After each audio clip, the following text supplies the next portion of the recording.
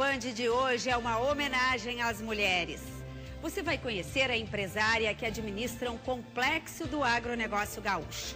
Nara Fauti Pereira abandonou a psicologia para se dedicar ao campo. No estúdio, a presidente da Comissão de Agricultura da Assembleia Legislativa, a deputada Maria Helena Sartori.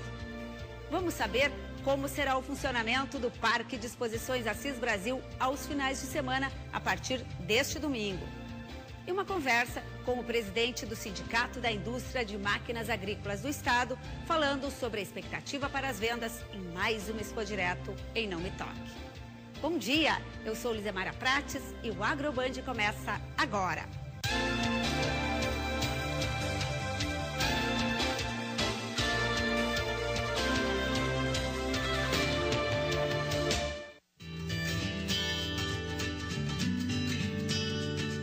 Uma psicóloga que trocou o consultório na capital pela administração de 10.500 hectares divididos em 5 propriedades. Nós estamos em uma delas, a 130 quilômetros de Porto Alegre, em Rio Pardo, sentadas à sombra de um ipê roxo. Mas a rotina da Nara não é sempre assim, é muito intensa, mas ela que vai contar para nós, começando pela decisão de trocar a psicologia pelo título de empresária rural. Como é que foi? Olha, foi uma troca, não foi difícil. Em verdade, são duas paixões. A psicologia foi uma paixão e a vida rural também é uma paixão que eu tenho. Foi há muito tempo, em 83, eu acho que foi quando eu fechei o consultório e passei a ficar mais vinculada à atividade aqui na fazenda. Sentiste alguma resistência, essa questão de gênero, a mulher assumindo o comando? Não, Lizemara, eu não senti. Não senti. Eu já estava muito ligada aqui, porque, em verdade, desde 81 eu comecei a me participar mais. A participar. Sempre tive um relacionamento muito bom com todos os funcionários, com todo nunca tive nenhum tipo de resistência nesse sentido. A estância Boa Vista da Quinta é uma das propriedades do complexo administrado por Nara Fauti Pereira. A casa-sede foi construída em 1868. Ao longo do tempo, recebeu visitantes ilustres como a Princesa Isabel e o Conde de. Preservar a construção em estilo português está entre as tarefas da produtora rural. No escritório, relíquias antigas convivem com a modernidade. A rotina de Nara inclui agendas na fazenda, que tem 50 funcionários, e no escritório em Porto Alegre. Em Porto Alegre, eu vou para o escritório pela manhã e à tarde. E aqui eu venho para cá e funciono o dia inteiro. Vou decidindo as coisas. Eu tenho uma equipe que funciona comigo e que é ótima, são ótimos colaboradores, enfim, com quem eu conto, né, para desenvolver todo esse trabalho. As unidades lá de Caciqui e São Vicente, eu tenho um gerente que é veterinário e que a gente fala, se não diariamente, semanalmente, e uma vez por mês ele vem a Porto Alegre, faz o relatório de todas as atividades, a gente faz a programação toda para o próximo mês. No campo, ela percorre as áreas destinadas à criação dos animais e às lavouras. Cuida, por exemplo, se há sombra suficiente para abrigar o rebanho de 3.500 animais das raças Hereford e Angus e para os cavalos de serviço. A propriedade desenvolve o ciclo completo na pecuária, com os terneiros atingindo o ponto de abate com 420 quilos aos 14 meses. Nas lavouras, Nara concentrou grande parte dos investimentos nos últimos 2 anos, quando decidiu trocar o arroz pela soja. Comprou plantadeiras, colheitadeiras, pulverizadores, equipamentos de agricultura de precisão e um pivô. Ampliou silos para guardar a produção o ano inteiro e vender pelo melhor preço. Segundo ela, os investimentos dão autonomia ao negócio. todo investimento é feito aqui. Eu busco recursos fora, mas eu tenho os recursos todos, a forma toda é feita aqui. Eu não tenho outra fonte que não seja as coisas daqui, entende? Ela tem que ser sustentável aqui, sabe? Eu não tenho outro ramo de atividade que não a agropecuária. Tínhamos toda uma tradição de produtores de arroz, inclusive fomos produtores de sementes de arroz. A soja era quase uma cultura, que eu digo assim, marginal. Se fazia uma lavoura de arroz e depois de feita a lavoura de arroz, se sobrasse tempo se faria alguma lavoura de soja, ou se tinha uma lavoura de arroz que precisasse fazer um rodízio, que precisasse limpar aquela lavoura, se faria ali uma lavoura de soja. Houve um momento em que não deu mais para continuar, porque o arroz passou a ser não rentável. Ou eu parava a atividade, ou eu fazia esta conversão, né? Só que era uma conversão, era uma mudança difícil, porque ela implicava em uma série de investimentos, e investimentos pesados, e precisava coragem. Nara aponta também os desafios do momento para o produtor rural. Os desafios são de qualificação, de cada vez as máquinas são mais sofisticadas, as pessoas não têm qualificação, não existe como qualificar. O Senar está tentando qualificar, mas ainda anda um pouco devagar. Essas coisas são desafios que a gente enfrenta.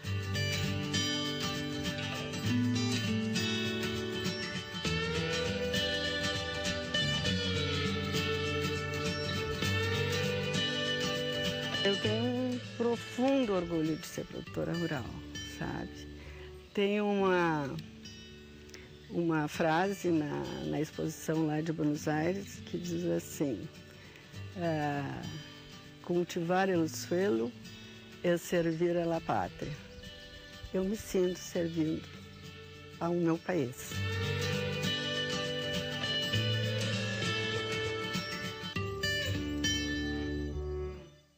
A gente segue falando sobre as mulheres que fazem o agronegócio gaúcho.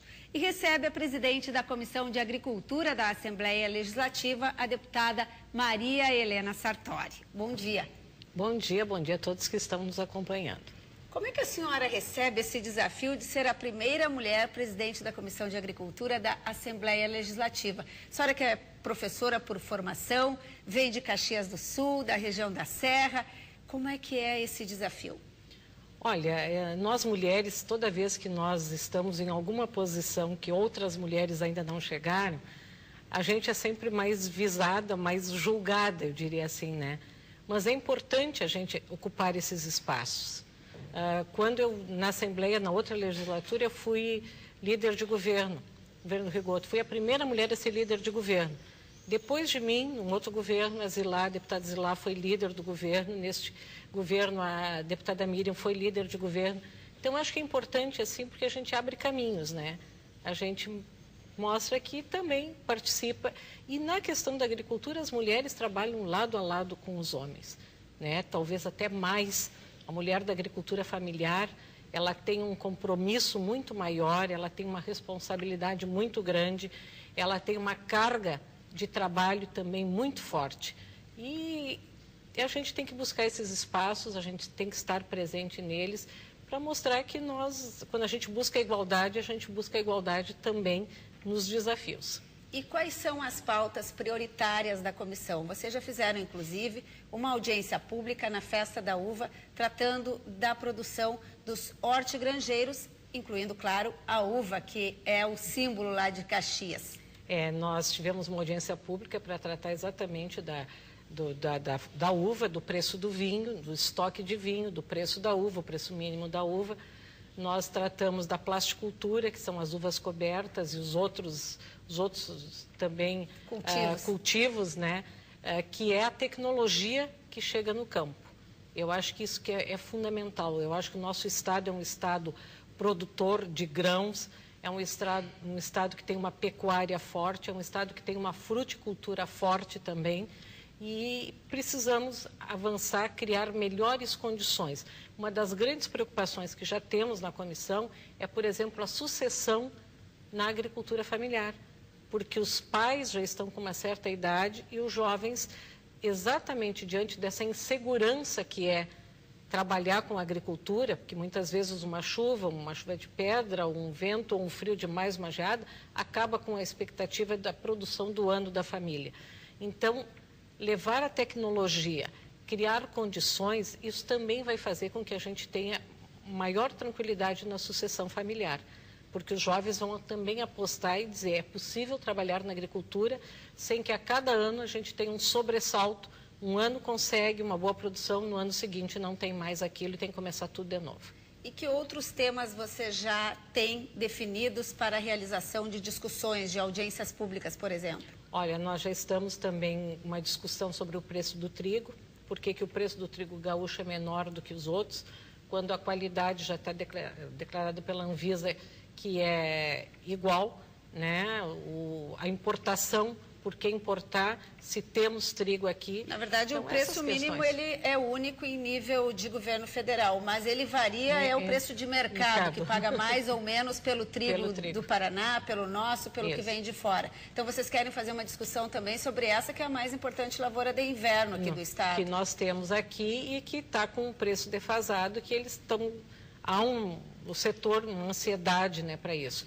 E a gente sabe que a agricultura, quando ela vai bem, a economia do estado vai bem por todos os outros componentes que trabalham com a agricultura, né, a indústria de máquinas agrícolas, tratores, né, então todas essas questões também fazem parte de um conjunto que mobiliza a economia. E a gente sabe que o PIB do Rio Grande do Sul só foi bom no ano passado, ou foi melhor do que... Em outros e de outros devido à safra que se teve. Uma safra boa muda a economia do Rio Grande do Sul, mas nós temos que investir na tecnologia para que a gente sempre possa ter safras boas, garantidas. Eu acho que esse é o grande desafio da nossa agricultura. Nós temos terras, nós temos gente que produz, nós temos que levar para eles a tecnologia que vai dar para eles a garantia da safra, tanto na área da fruticultura como nas outras áreas, com a irrigação, né, com todo esse avanço que existe, que nós temos que fazer e agregar ele aos nossos produtores, que eles possam se utilizar disso. Falando um pouco mais sobre as mulheres, vocês já levaram, inclusive, as presidentes das comissões de mulheres, tanto da Farsul quanto da FETAG, lá à comissão, para fazer também uma discussão sobre a presença da mulher na propriedade. Ela hoje está cuidando até da gestão, coisa que não se via no passado. Vocês vão ter também uma preocupação mais especial com as mulheres, com a sua presidência? Nós já temos, inclusive eu estou agendada para ir a Cacequi falar com as mulheres produtoras lá, dentro desse mês, digamos assim, não só o Dia Internacional da Mulher, mas o mês de março. Há uma preocupação em levar para as mulheres, o que elas sentem muita falta é orientação, é capacitação, é como muitas vezes a mulher agrega valor, né, ao produto que é feito, e isso é importante, mas elas precisam ser capacitadas, elas precisam ser envolvidas com isso, que além de todas as tarefas que elas têm, já elas possam também agregar. Muitas vezes na fruticultura você tem a mulher que faz a geleia, que já se especializou, que já montou uma agroindústria, que já está tocando, né? A dificuldade, por exemplo, foi levantado nesse encontro que nós tivemos, das mulheres agricultoras de conseguir financiamento. Chegavam no banco, eu sou mulher e eu quero abrir uma agroindústria ali de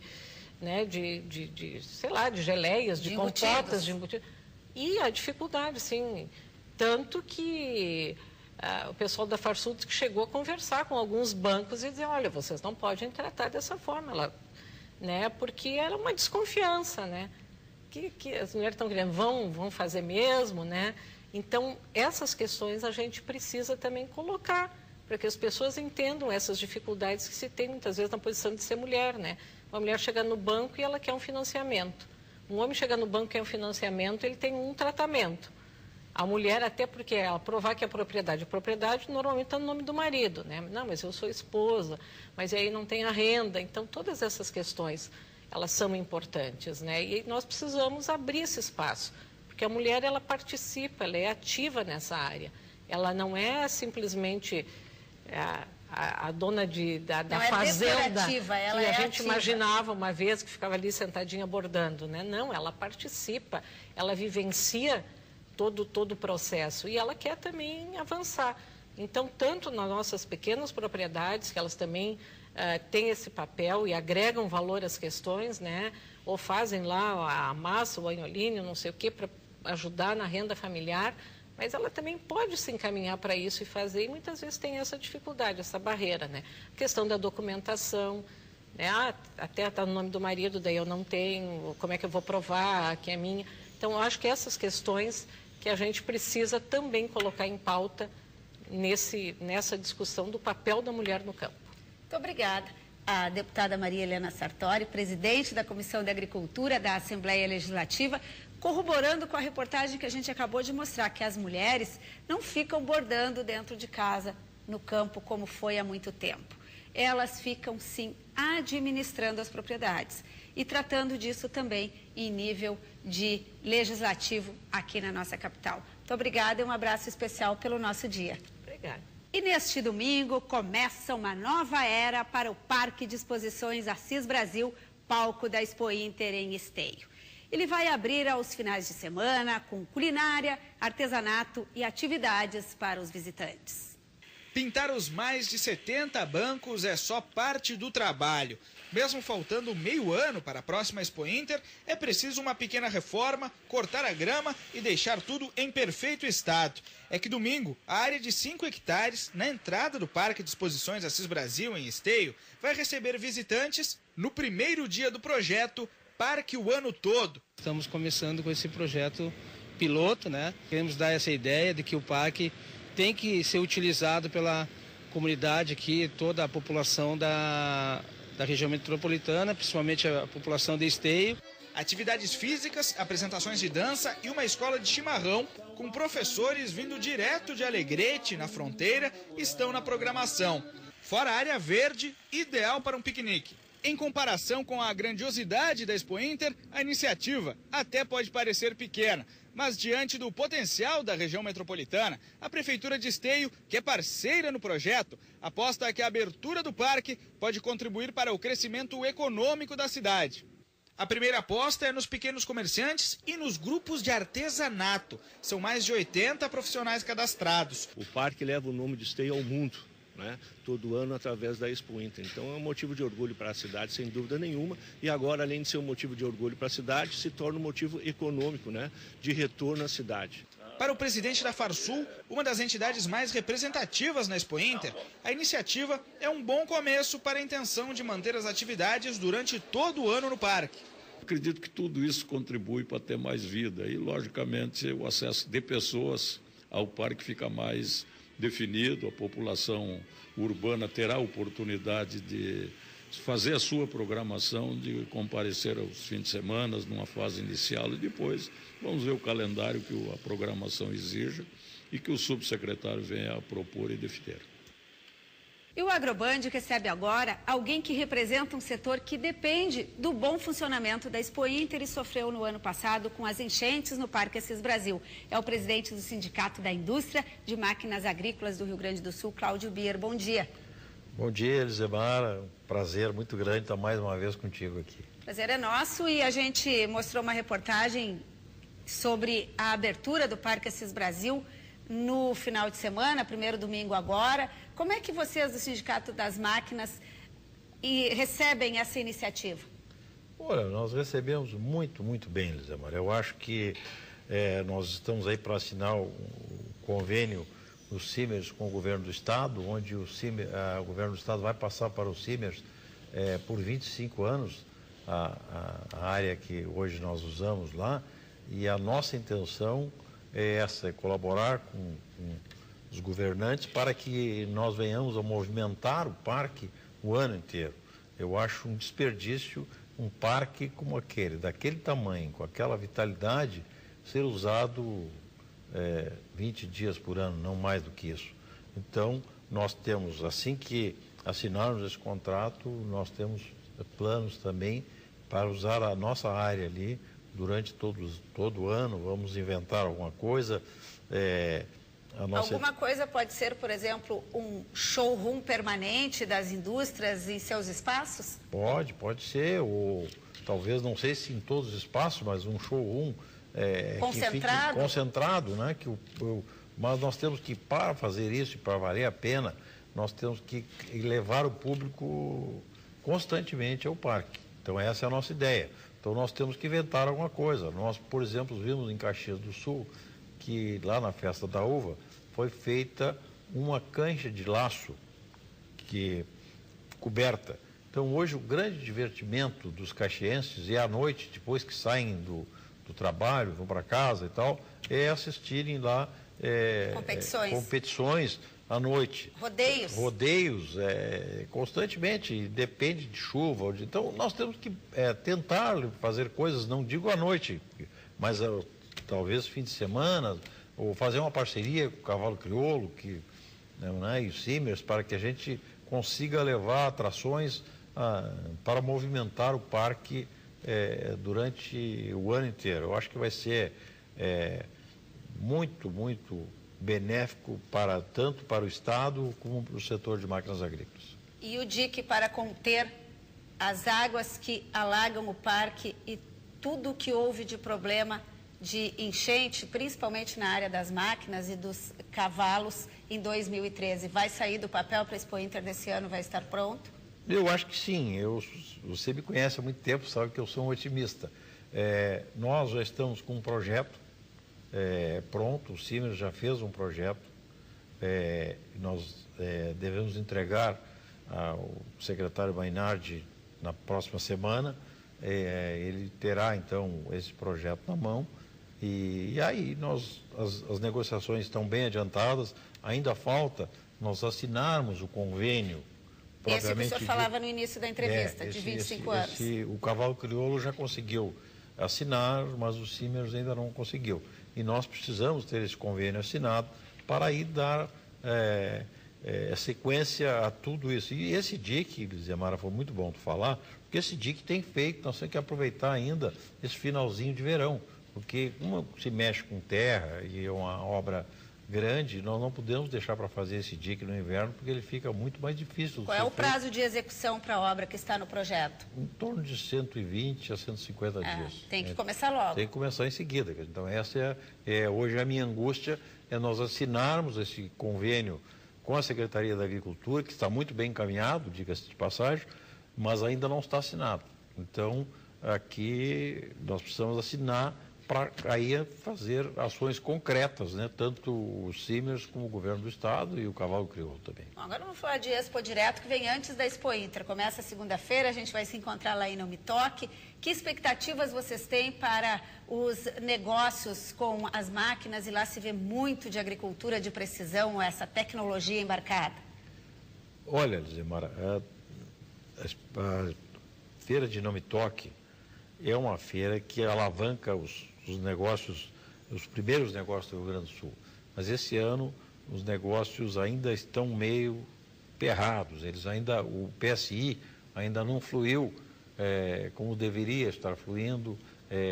Nós já tivemos em Brasília, já tivemos no Rio de Janeiro, conversando com o presidente Luciano Coutinho, para que o PSI venha voltar a fluir normalmente como fluía. Hoje ele voltou àquele sistema antigo que é tudo concentrado dentro do BNDES e o BNDES não tem estrutura para atender essa quantidade de propostas que lá caem, né? Então ele emperrou realmente. Exatamente, está emperrado e nós estamos lá, vamos lá falar com o presidente Luciano Coutinho para ver se ele volta ao sistema antigo, que cada banco liberava para o seu cliente. Tinha uma agilidade maior. Exatamente, e já ia o pacote semi-pronto para o banco, e aí as coisas fluíam. E isso aí está nos atrapalhando o ano. Nós não iniciamos o ano muito bem em função deste problema aí muito grande que nós estamos atravessando. Para você ter uma ideia, vou lhe dar um exemplo. Uma empresa que ano passado liberou 90 milhões de PSI, esse ano, até o fim do mês de fevereiro, tinha liberado somente 1,8 milhão.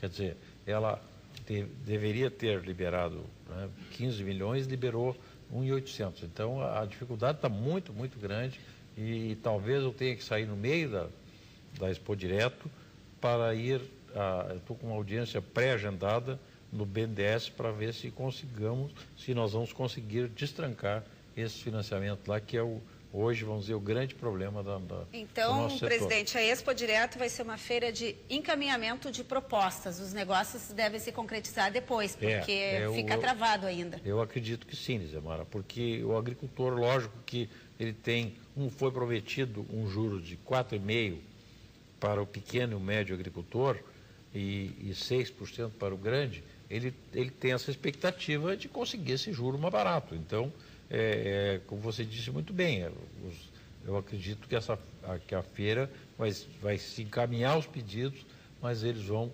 ficar aguardando essa definição do banco para depois os negócios se concretizarem. Que isso é muito ruim para a indústria, né, Lizamara? Porque nós temos que fazer estoque, nós temos que ficar com as nossas indústrias trabalhando com a incerteza de que se vai sair o financiamento ou não.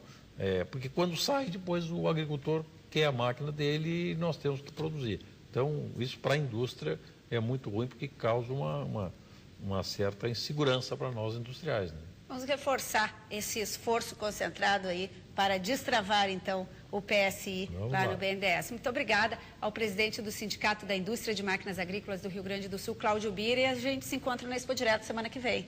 Vamos estar lá, se Deus quiser, vamos estar juntos lá. Vamos lá, então. Temos um encontro e não me toque.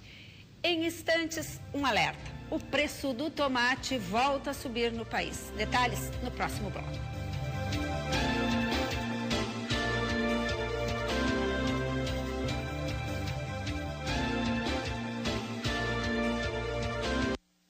O melhor caminho para ter uma internet rápida não é pegadinha nem oferta escondida, é simplesmente o melhor preço. Na Sim, você tem 5 mega por muito menos que todo mundo. Ganha um modem Wi-Fi grátis e pode navegar rápido, ver filmes, jogar online, acessar e-mail e encontrar seus amigos. Muito mais por muito menos. Apenas R$ 34,90 sem oferta casada. Ligue agora e assine. Internet pelo melhor preço.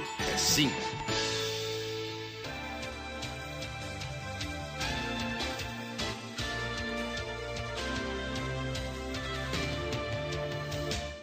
Foi lançada nesta sexta-feira a Expo Agro Afubra 2014, que será realizada de 25 a 27 de março em Rincão del Rei, em Rio Pardo. Esta é uma das maiores feiras de agricultura familiar do país e traz como proposta principal a diversificação, principalmente nas propriedades que plantam tabaco. Os dias 25, 26 e 27 de março já são aguardados no calendário da agropecuária gaúcha. A 14ª edição da Expo Agro em Rio Pardo será a oportunidade para debater assuntos do setor e entrar em contato com o que há de novidade. Na edição do ano anterior foram movimentados cerca de 44 milhões de reais. E agora, para 2014, ano decretado pela ONU como o da agricultura familiar, a expectativa é de superar este valor. Aumento também no número de estandes, 150, e no número de expositores, quase 400 neste ano.